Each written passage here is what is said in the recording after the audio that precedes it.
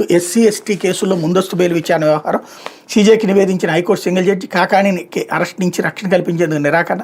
SC ST వేధింపులు నిరోధక కేసులో నిందితులు దాఖలు చేస్తే ముందస్తు బెయిల్ పిటిషన్లపై విచారణ పరిధిని తేల్చే వ్యవహారం ధర్మాసనం ముందుకు నివేదిస్తూ హైకోర్టు న్యాయమూర్తి జస్టిస్ టి మల్లికార్జున సోమవారం కీలక ఉత్తర్వులు జారీ చేశారు.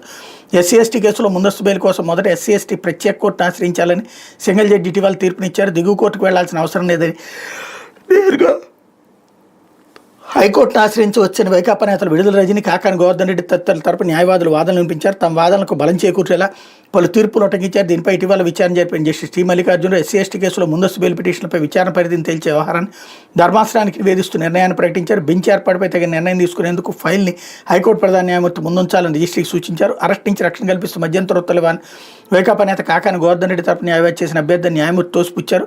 విచారణ పరిధి వ్యవహారం తేల్చేందుకు ధర్మాసనం నివేదించిన మధ్యంతర ఉత్తర్వులు ఇవ్వలేమని తేల్చెప్పారు.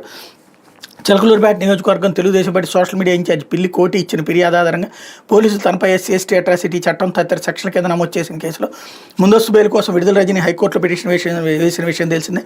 క్వాడ్జికన్యం అక్రమ తవ్వకాల కేసులో పొదలకూరు పోలీసులు పెట్టిన కేసులో ముందస్తు బెయిల్ కోసం కాకాని గోవర్ధన్ రెడ్డి హైకోర్టులో పిటిషన్ వేశారన్నట్టు వార్తని హైలైట్ చేశారు.